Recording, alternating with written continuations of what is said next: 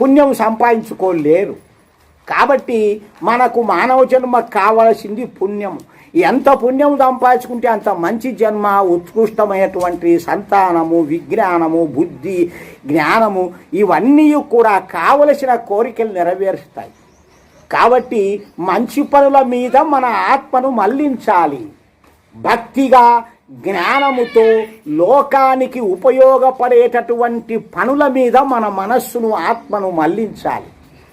ఊరికే మేము చేస్తున్నాము పోతున్నాములే అంటే ఏమీ లాభం రాదు. మన మనస్సును మళ్లించితే ఎప్పుడో ఒకసారైనా మన మనస్సు త్యాగభావాన్ని కోరుతుంది. యజ్ఞము చేసేదే త్యాగం కోసం.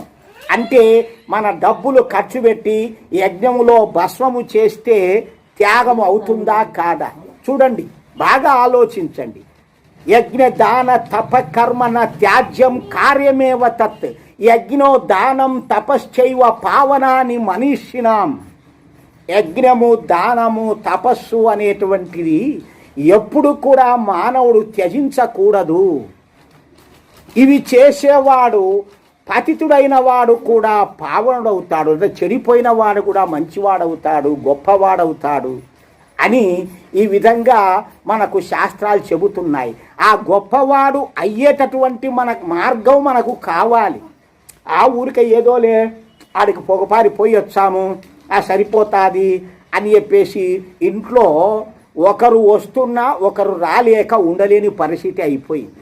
ఎందుకంటే ఒకరు పోతే సార్లే ఇద్దరికి ఏంటికి పని పోతారు. అందుకంటే ఇద్దరికి ఎందుకు అంటే ఎంతమంది వచ్చినా ఈ యొక్క పుణ్యంలో పాలు పంచుకోలేరు. వచ్చేనే పంచుకుంటారు. ఇంటికాడ ఒకరు ఉంటే ఒకడికి రాదు.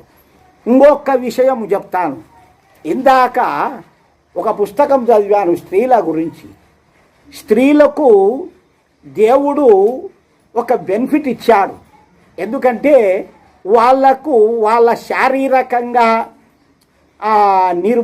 దుర్బలులుగా తయారు చేశాడు దేవుడు. కాబట్టి పురుషులకు బలము ఎక్కువ ఇచ్చాడు. పురుషుని యొక్క ఆధీనములో స్త్రీ ఉండాలి అనేటట్లు చెబుతారు. కానీ ఆ పురుషుడు ధర్మవంతుడైతే ఉంటే పుణ్యమే.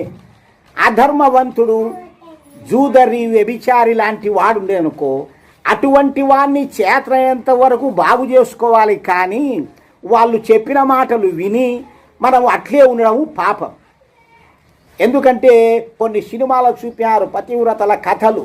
వాటిల్లో వాడు ఏమన్నా చేయని ఎంత పాపరన్న వాటిని మొగుడే దేవుడు అనుకొని ఉండాలని. ఇది శుద్ధ అబద్ధం.